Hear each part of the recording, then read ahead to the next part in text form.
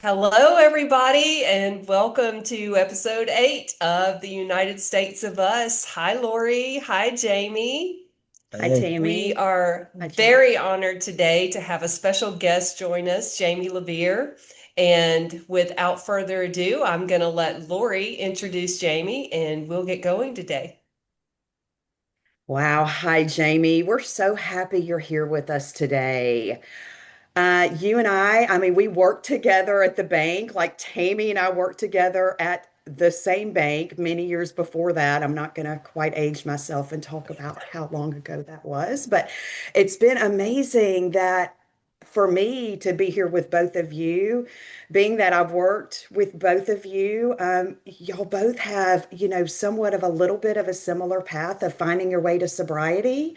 And Jamie, I love that you've got your platform, Sober Man on a Mission, which is a little bit different than a 12-step program. So we would love to hear about your story and what brought you here to this today. So thank you Okay. again for being here.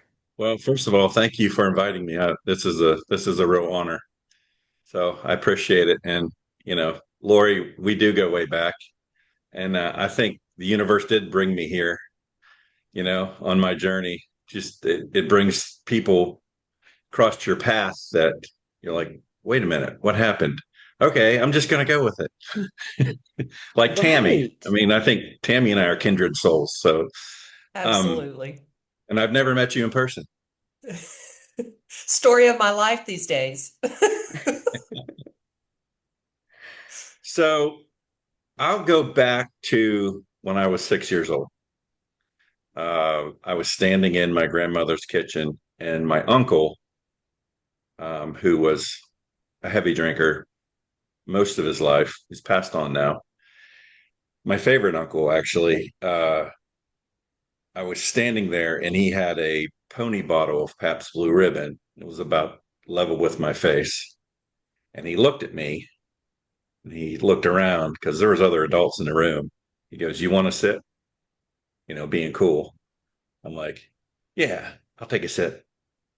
So he put it to my mouth, and I remember taking the drink and how strong it was, and how it smelled kind of odd. I didn't like the smell at first, but something awoke in me that I really liked it. Like, wow, this is really cool. And at 6 years old, thinking that, I look back now and I think, why would I think that at 6 years old? Why didn't I just spit it out? Because it didn't taste that great, but a part of me really liked it. Fast forward, I throughout my life, my mom, she drank occasionally. She would keep Seagram sevens in the cupboard, and she would have some homemade wine here and there. And I remember sneaking in and getting it when I was, fourth, fifth, sixth grade, into her closet and getting her alcohol when she was at work. And I'd do the old fill the Seagram 7 bottle up with water so she wouldn't know I drank any. But she wasn't stupid. She knew I was getting into it. Years later, she told me that. Then go to, throughout high school, of course, I'd go to parties and hoop it up. And um, then through college, of course, I had somewhat of a religious conversion when I was in 11th grade.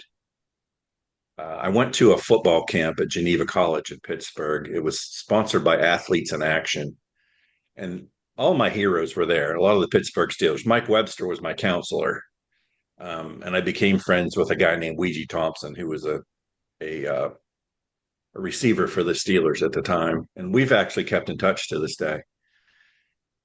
So I had a conversion there. We had Bible studies every night, and I was raised pretty much in the church. My dad, my grandma, they would always make sure that my sisters and I went to church.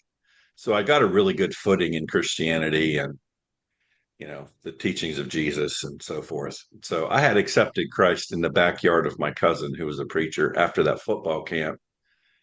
And when I did that, I felt like all this grime and dirt and everything just kind of lifted off of me. it was an incredible experience. Like the grass got greener, life was better, and everything for probably a couple months, and then it kind of settled down, and life took over again. So, as probably many young Christians do, I struggled a lot with, I shouldn't be out here drinking, I shouldn't be doing this and that. So I fast forward through college, through my first many years of my career and marriage and kids, I had that struggle between my Christianity, my faith, my belief, and the addiction I had to alcohol. And I balanced that. I was the treasurer of a church for a couple of years, and I was faithful going to church. But at night, I was drinking beer like there's no tomorrow. And that was a constant conflict within me for my entire life, adult life. And then after 21 years of marriage, um, I did some things I'm not proud of through the drinking and the alcohol. And I always said alcohol has never done anything good for me. And it never did. So why do I do it? I don't know. I just kept doing it. Got a divorce, met Jennifer, in fact, in Memphis. She worked at the bank too. You know Jennifer, Lori. Fabulous, fabulous woman. She put up with my shit for a while, and but she never said you need to go to rehab, you need to quit, you need to do this. She didn't push me or anything. She just knew because her father was an alcoholic, and he was 7 years sober when I met him, 7 or 8 years sober, and he passed away a few years ago during COVID. But I would ride around in the car with him, and he knew I was an alcoholic. He knew it, and he would take me to AA meetings, and felt like he knows he wants me to do something about it, but I'm not ready. And Jennifer never pushed me. So one day I remember the night. It was November 10th of 2022. I had finished off probably a half a jug of, and I'm not bragging here, but um, a half a jug of Jack Daniels, probably 12 beers. And when I was drinking like that, I just couldn't get enough. It would be midnight, and I would want to run out and get more beer if I ran out. So I would drink the rest of Jennifer's bottles of wine, and it was bad. The next morning, I woke up and something inside me just lit me up. Like, you are going to die. You're going to lose everything if you don't stop drinking. But I didn't know how. I didn't know how to quit. I didn't know, the things that ran through my mind were, geez, what if I go to my friend's house and they offer me a beer? What do I do? Stupid stuff like that would run through my head. I guess it was my ego trying to protect me.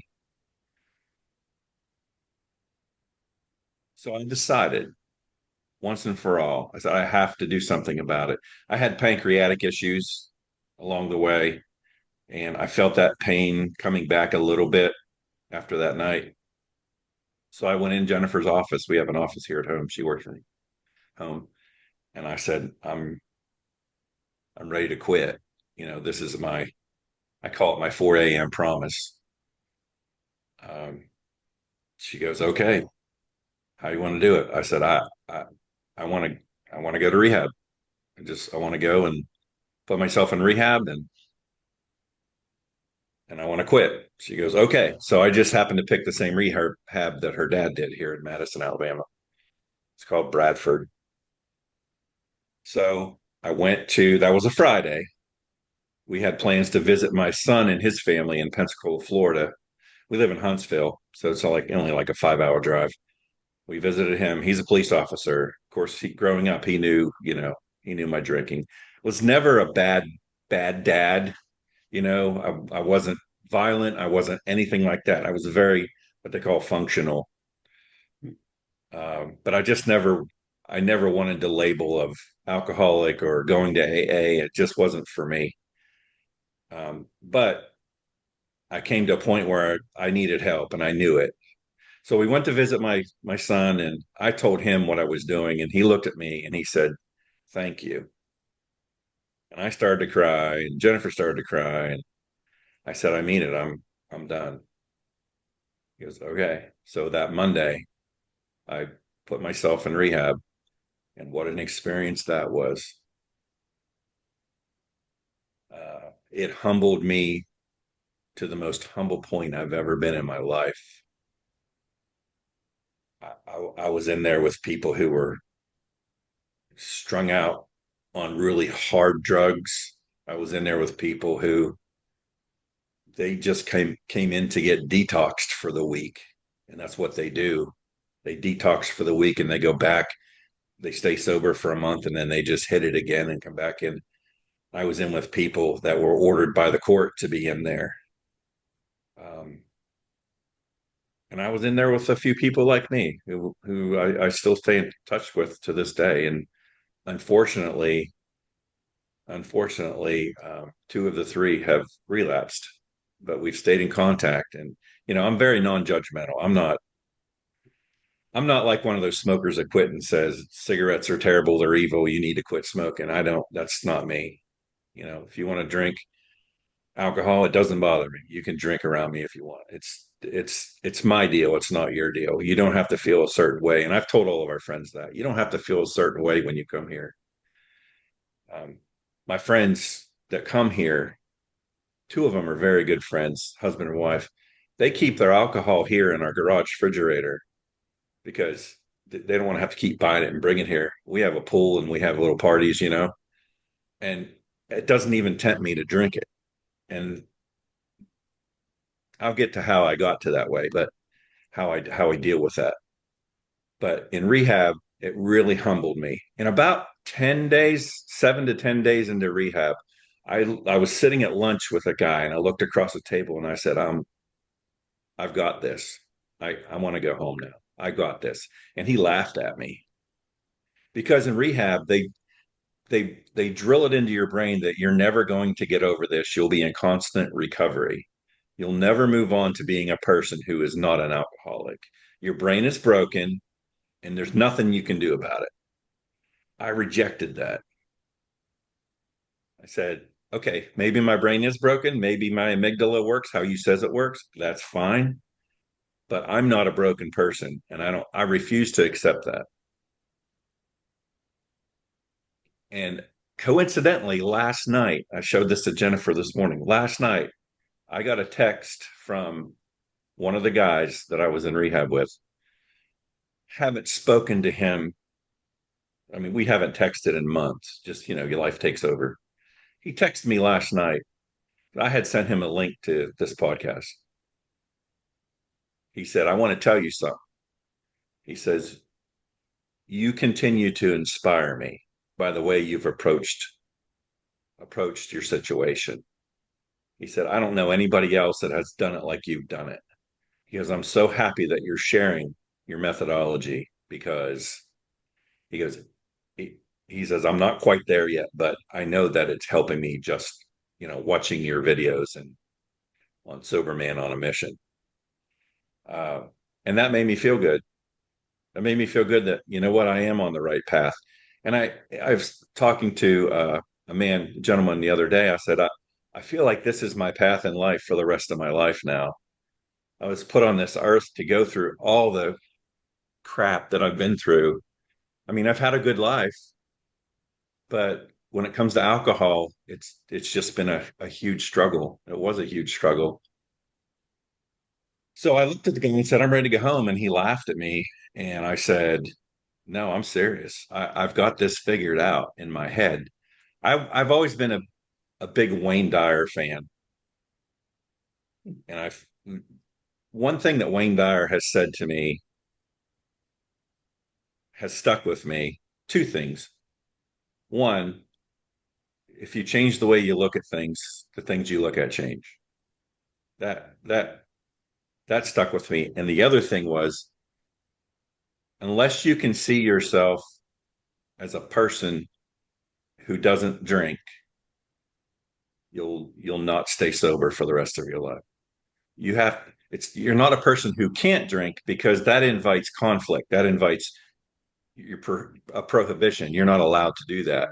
If somebody tells me I'm not allowed to do something, I want to do it. So I had to change my subconscious into knowing that I'm just a person who doesn't drink. That's it. And once I got there, once I could see myself living my future life without alcohol, something snapped in my brain. And I've lived with that. I've lived with that change now for almost 4 years. I'll be without alcohol 4 years in November. And you know, I'll be honest, not every day is a struggle now for me. People say every day is a struggle. It is for some people, but it's not. There are times like last night we went out for dinner and a guy carried this really beautiful looking frosty glass full of amber beer past me. And I looked at it. I'm like, you are beautiful and you're wonderful, and somebody's really going to enjoy you, but it's not going to be me. And then I didn't feel any urge to take it off and drink it or anything. It's like my brain has my subconscious has changed. My identity has changed to just somebody who doesn't drink now. And you always I get these thoughts like, oh my gosh, the other foot's going to fall here. You're going to accidentally, or you're going to get in a bad situation. You're going to take a drink, and all this is going to be hypocrisy, and it's going to come crumbling down on you. Why are you exposing yourself like this on Sober Man on a Mission? You're an idiot. You know, those kind of thoughts sneak in. But I just keep going because I know the universe is on my side.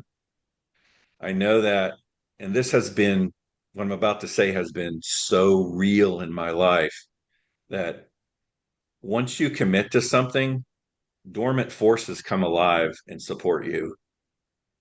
I know that sounds woo woo, but that is absolutely true. I They, don't know that I would even call it dormant, Jamie. I mean, I feel like the universe steps in when you claim it, when you speak it into existence, the universe lines up to meet you. yeah, yeah, that's a great way to say it. Yeah. And it's happened. It's happening. I've I've seen these coincidences happen time and time and time again, and Mhm. I've become a firm believer, or let's just say I've become a knower that the idea of manifesting is real. It's all about energy, and quantum quantum physics is now sort of proving what I guess we've always known in our spirit, that energy, that God energy is what rules the universe. And I see science and religion really coming together lately, through this quantum. And I won't get into all that, but it's amazing. I started writing a book on how science and religion has gotten closer and closer and closer and closer to science proving religion, and religion confessing that science is right. So when that happens, that convergence happens. Um, I I think the world's just going to totally change. I feel it changing now. And I've heard people say that, oh, I feel the energy changing. Well, it is changing. I feel it. I'm sitting on a podcast. If you asked me 5 years ago if I'd be sitting here talking about my sobriety, I'd call you nuts. You're crazy. So, circling back, I got through rehab. And when I came out of rehab and I walked out those doors and we were driving home, I felt like a foreigner in my own land. I was almost scared because I felt like I had it figured out in my head, but I didn't know if that was just fantasy or a dream or something that wasn't going to last, but I was willing to ride with it. So I guess it was more fear than anything else that I would fail. But as time went on, it just got easier and easier and easier. And I still have situational issues where I'll be out mowing the lawn and I'm get really hot and I want a really cold frosty beer. But I have a solution to that. And if you've noticed, beer companies are now brewing what's called zero alcohol beer. It's not non-alcoholic. I don't drink non-alcoholic beer because it still has 0.05. Even though it's nothing, it's just me. But now they're making zero, like Michelob Ultra Zero, Heineken Zero, and it tastes like the real thing. I just have to be careful that I don't encourage anyone else to do it because if someone else did it and they were kind of shaky, they would maybe lead them back into drinking the real thing. So I don't encourage that. I just say that that's what I do in situations where I know that man, that's gonna taste good. It's a hot day. I bought a 12 pack of Heineken Zero in Christmas, and there's still like six or five or six of them left in the fridge. So it's not like I'm down on them like they're beer. It's just on those situations, sitting out at the pool playing Yahtzee with my wife or whatever. You know what? I think I'll have a zero alcohol beer. Okay. It's just like that. It's a little bit of a taste because I actually got used to enjoy the taste of beer.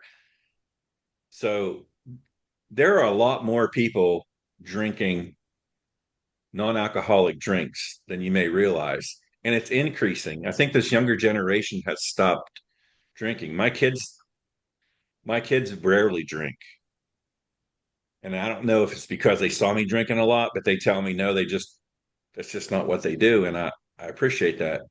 I think a lot of the younger generation has stopped drinking. We go on cruises a lot, and we see more and more of them offering mocktail menus and zero alcohol beers, and I think it's great. I can sit at the bar and have a mocktail, a fake mint julep, and Jennifer's drinking a glass of wine. And I never told her she can't drink. I never prohibited her from drinking because that's not her path.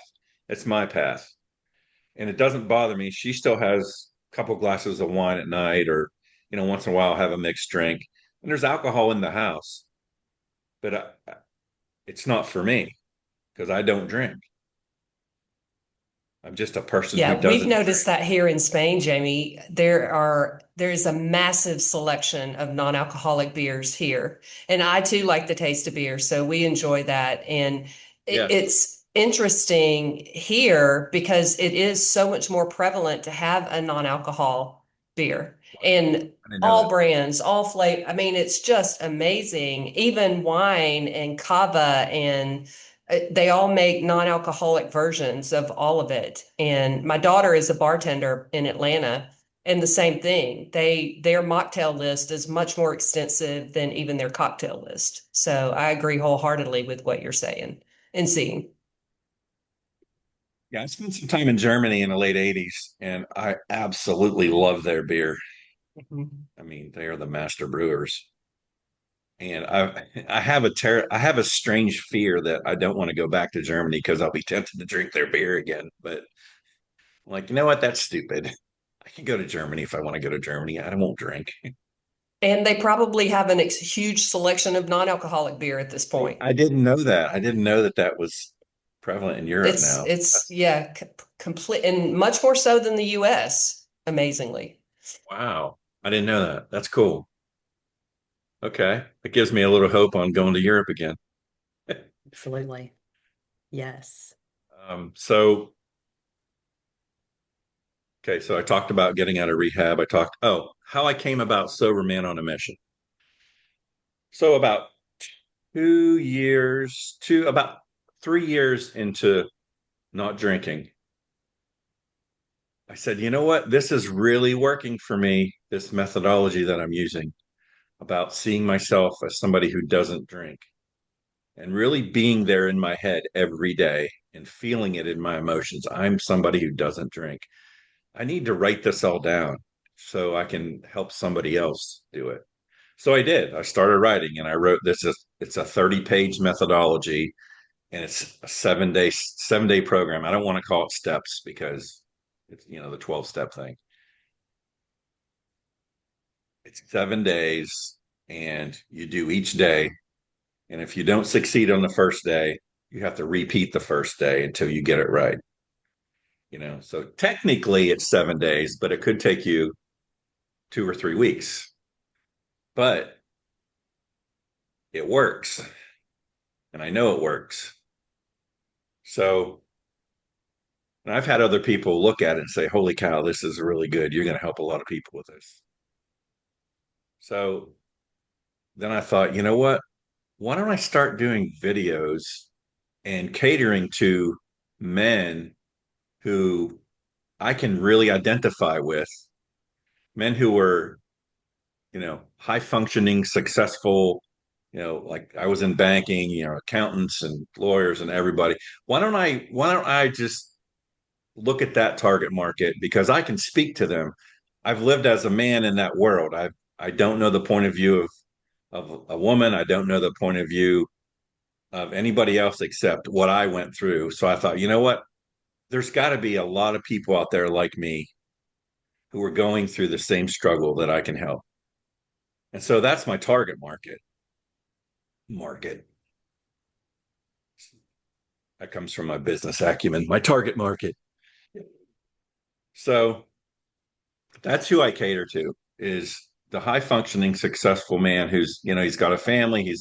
He's successful in every measure except one. His drinking is not where he wants it to be, or it's out of control, or he just wants to stop. He's done and doesn't know how. He doesn't want to go to AA because you have when you're in that situation, you go to AA, you have reputational risk there, where you see other people from other businesses, and you don't want to be seen as someone who needs help because you're strong, you're tough, you've got it all under control, and you don't certainly don't want to go to rehab.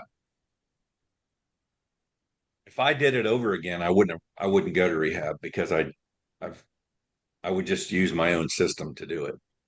If I was serious, if you're serious, and you have to want to be serious about doing it. If you're serious Yeah. about doing it, the system will work. If you're not, it's not going to work like anything else. And if you put when you go to rehab, I feel like it's all just forced on you, and they try to break you down. You're a piece of crap, and you have no control over alcohol, and it's a beast, and it controls you, and you have no power. And I just totally rejected all of that. The spirituality part of it, let's say inject. I enjoyed that part of it. And I started going to AA right out of rehab. I went for about 6 months, and the last 10 or 20 times I went, I feel like I just want to stick an ice pick in my temple. I don't want to be here. This is not this is this is not the energy that I want to be around. God bless them. I'm not putting AA down, and I'm not putting rehab down. They help people. Don't get me wrong. It's just not for me. And I know that there are thousands and thousands of men out there like me who get up at 4 a.m. and make a promise to themselves, I'm done with alcohol. But their 5 p.m. brain can't keep that promise because they're driving by the gas station and they've been through a tough day and it's stressful, and they know they got to go home and, you know, entertain the kids and put the kids to bed and entertain the wife. And the wife comes home from work and she's stressful and she's under the same kind of pressure. And everything just starts compiling. And the answer for that for a lot of men is numb it with alcohol. So you can be present with your wife and present with your children after work. So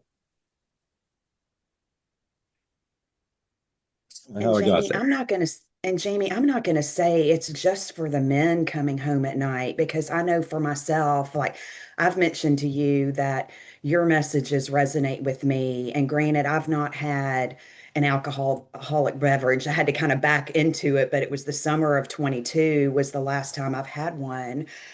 But I used to be that person as well, wake up in the morning and all full of energy and facing the day, and I'm going to make the best decisions today and I'm going to get through. And then, oh my goodness, I make my way through work and I leave everything on the table at work and I don't have much in the tank when I would make it home.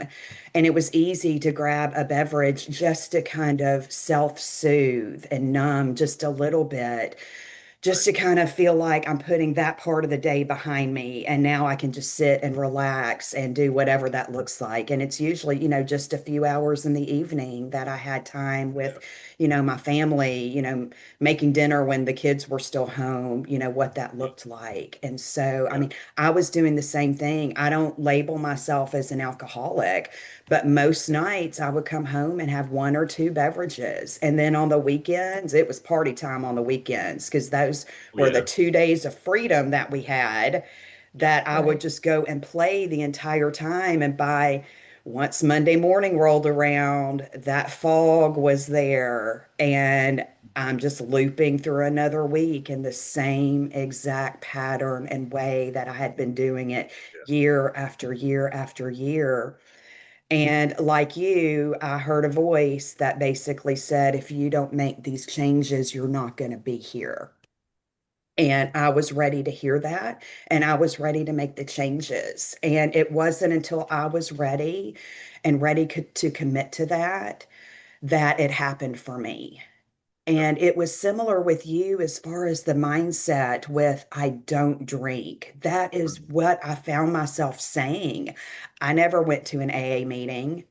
I didn't watch, a lot of things about, and my father did. My father he was almost 35 years sober when he passed away in 2019. He was 5 days short of that 35-year milestone when he passed. And so I was heavily exposed to it. I saw it work for him, but there's so many of us who just need that little bit of numbing. And it's so reinforced in everything, all the shows you see on TV, everywhere you go, it's drink alcohol. And I'd see coffee the same way. So I don't know what's going on there, but especially the alcohol. And it's just like it's so socially acceptable, but it's everywhere and tentacles are in everything. And I will say, from a spiritual point of view, from the research that I have done and I have looked into, and what resonates deeply with me is when we have our bodies are polluted with alcohol, our souls will not fully embody in our vessel. And so we allow different things to come in and actually kind of control our lives. Yeah. Yeah. And so your messages resonate deeply with me. I think you're going to help so many people with sharing you and Sober Man on a Mission. So thank you for being Thank you. here. Appreciate it. Let me And correct the I'm record on super something. excited too about that. I'm sorry to interrupt you, Jamie. I just wanted to, No, it's so okay. I do Yeah. have the AA background. I'll be 32 years sober in October if I make it that far. Oh, And I went to an outpatient rehab when I first came in. I got sober at 26 years old and I needed it. Lori was part of my history back then when we were party girls, and she's right. Even before we were married and had kids, that was the thing. We worked all day hard, and we played most of the night hard. yeah. And I don't know if you remember, Lori, but we had a cooler iced down with, a 12 pack of beer in the car ready to go on Friday evenings after work, Absolutely. so Yep. we didn't even have to go buy it then. And yes, I do realize there are multiple paths to getting sober. Um, I never felt like it was something I couldn't do. I always felt like I had a choice. I can choose. I can choose to drink today or I can choose to not drink today. And I feel like, especially, as society has become a little more open-minded, that the stigma of it is not quite so great, of being in recovery or being in rehab or being, and probably because so many flipping people have done it, right?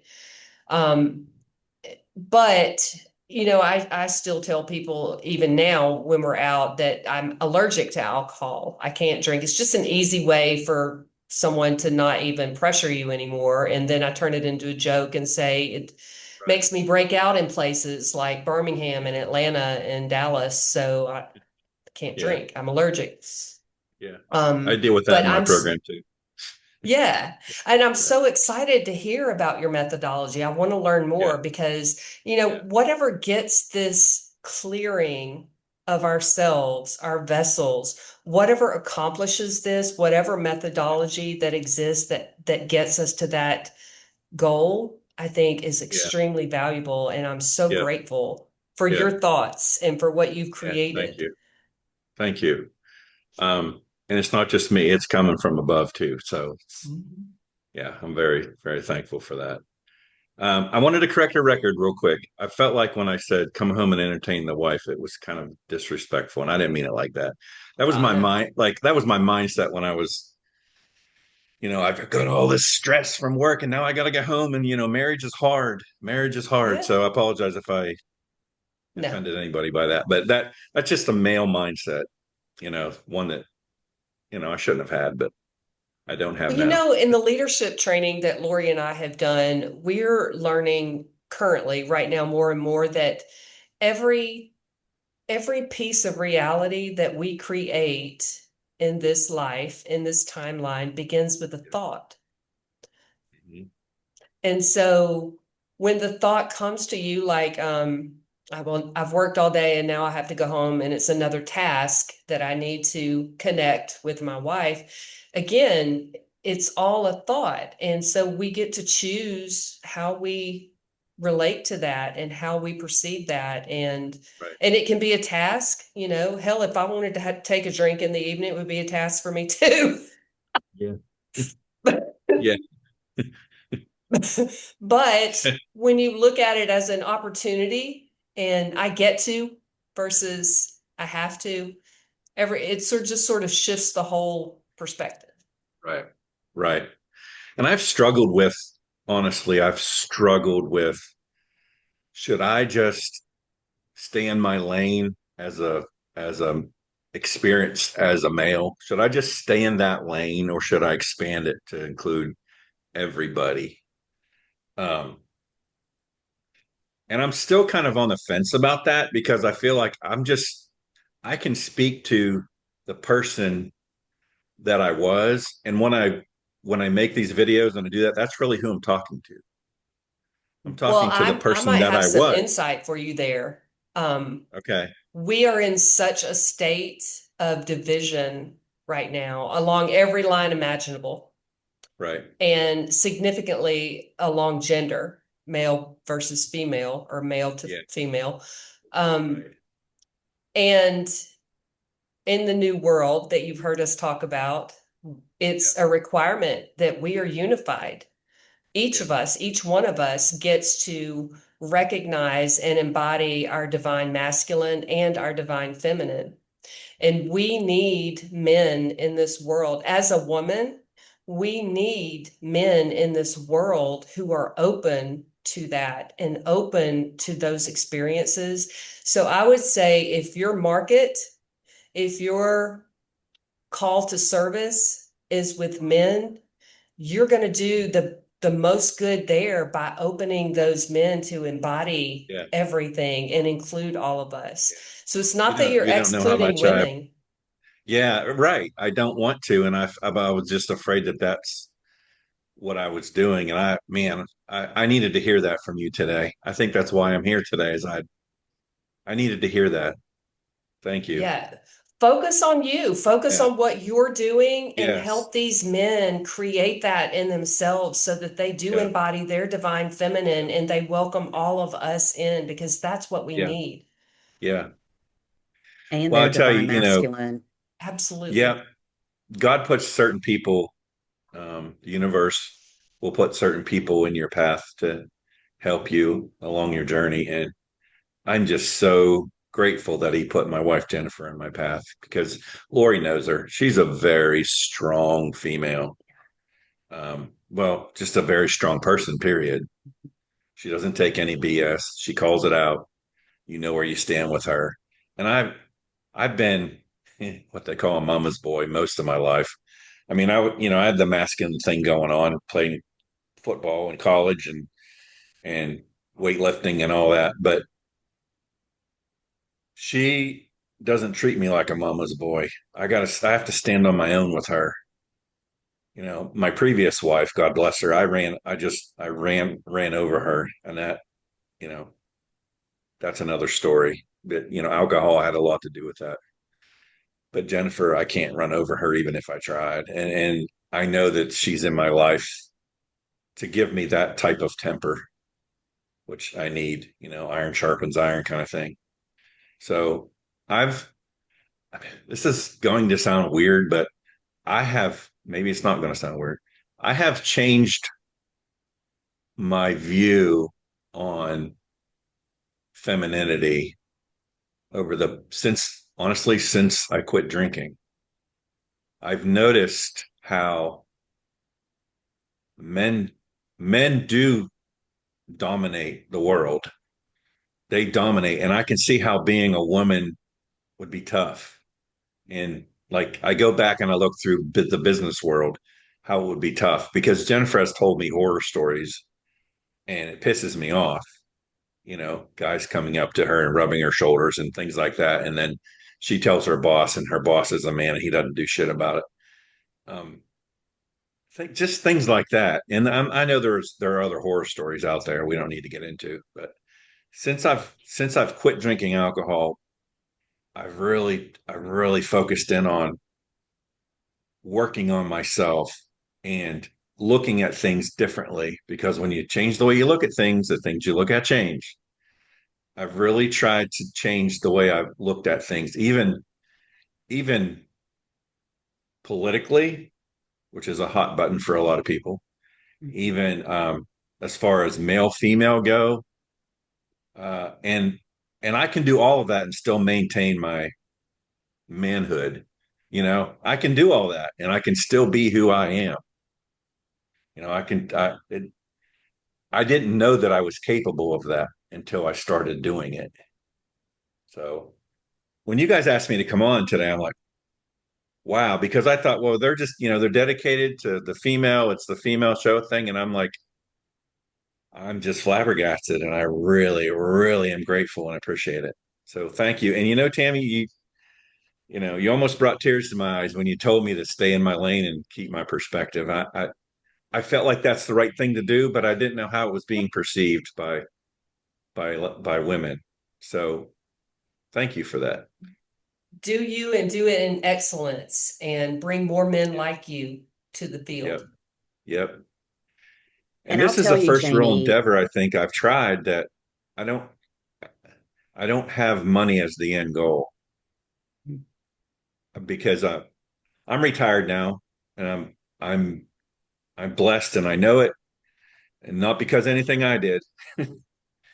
Jennifer's still working and she told me go do your thing. So I'm doing it. And money is not that enabled me to do this without saying, money's the goal. Not it's Right. not the goal. I do sell the program online because I feel like if I gave it away, it would devalue it. People wouldn't take it seriously. And if I charged too much, I'd be greedy. So I mean, I set the whole program at $23. And I think if there's a guy doom scrolling at night and he comes across my videos and he's not going to get in trouble with his wife for spending $23. That's He'll right. get in trouble for spending $97, but he won't get in trouble for spending $23. At least that's how I look at it as a guy. So I'm not looking at it from a profit motive. I'm looking at it as if I can change somebody's life, the old cliche, if I would do it, if even if I just change one person's life, I do believe that, but I also believe that I can change more than one person's life doing this. It's Sober Man on a Mission is fresh. It's only a few months old. It's only a few months old, and it's starting to resonate with a lot of people. And they say the first 2 years doing YouTube videos and stuff is really the school. You're learning, I've learned a lot about editing the videos and and how to place them and all that stuff. I'm constantly watching videos on how to do YouTube right, and I'm not doing it for the reasons that those people think I'm doing it for. I'm doing it for to reach people like me and the guys that are who I was. That's why I'm doing it. So that's my push and that's my motive. And I wake up every day passionate about it. I wake up every day I can't wait to make another video. I'm not being although this is hard, I'm not being a slave to how many subscribers do I got today? How many videos were watched? I've intentionally cut myself off from that. Now I'm like, hey, I picked up 6 subscribers. Hey, Jennifer, I picked up some subscribers today. Yay. But I don't, I'm not a slave to it. I'm a slave to my mission, and I'm okay with that. It's My mission is beautiful. to Well, help people like me to honestly, if you help somebody, I'm sorry, if you help somebody change their life like this, alcohol, alcohol, like you said, Lori, it invades every cell of your body. That's science. That's science. That's true. That's proven. And I can see how it pushes the spirit out, so to speak. It pushes that out, and it's every cell of your body, and it controls you. And your body fights, and it wants to get rid of it. Um, so, helping people stop that, health wise, is a big benefit, but spiritually too, it's a huge benefit, and it benefits not just them, but it benefits their family and friends. So, yeah, it's a Absolutely. huge ripple effect. It just spreads out across so many people, and then you get to be the way shower for so many who are looking for answers another way. Because, like you said, 12 step, it didn't resonate with you. And after 7 days of being in there, you're like, okay, the information has come in, I've got it. And I'm ready to put this into my life and I'm ready to spread that message. And yes, I love you got the clarity today, that you are on your right path. You're doing exactly what you're yeah, supposed to be doing, reaching the people who are meant to see it.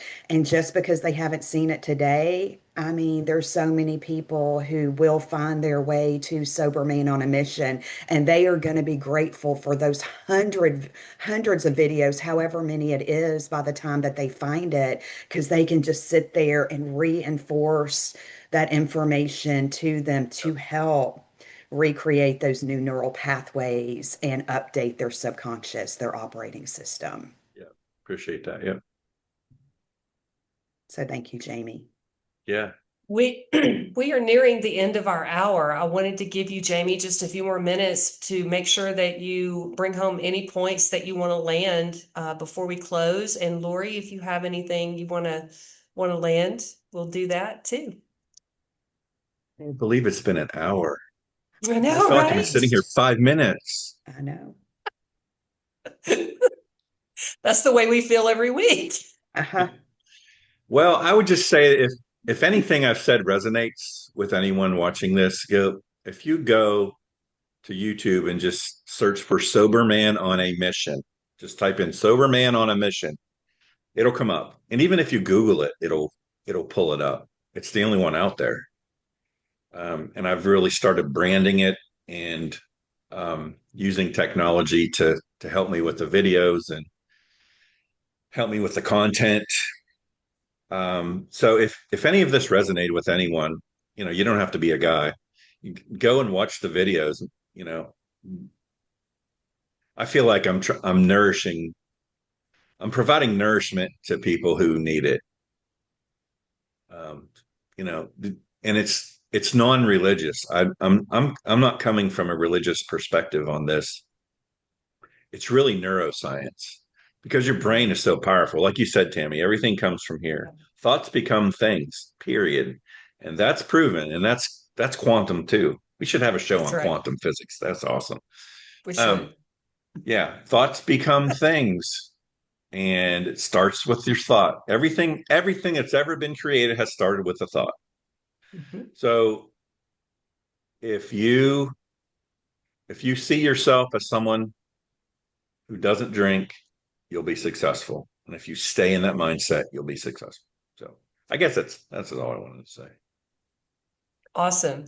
Well, Jamey, you're a lot more familiar with YouTube than I am, but I am happy to link your channel to my channel and make sure that anyone who visits me gets to you as well. So we can definitely Versa. do Yeah, that. absolutely. Absolutely. My neighbor, I was talking to her last night. She's investigating your channel. So hopefully we Great. can benefit each other. Thank you. Symbiosis. Yeah. Exactly. Lori, how about you? Well, I'm just sitting here thinking about how appropriate that our podcast is named The United States of Us. Because, Jamey, you being here, we are United States of Us, all of us. All of us, men, women, however we identify, whatever that looks like for people, we are all here just to help walk each other home and make it through this crazy world that we have just been so programmed to believe so much that's not even real.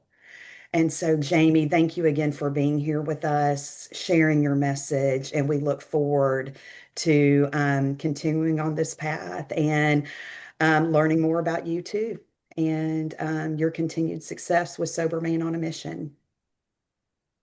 Thank Thank you you. very much, Appreciate it very Jamey. much. And thank you Thank for you. having the thought. Thank you for creating the program. And thank you for bringing Sober Man on a Mission to the world. Thank you.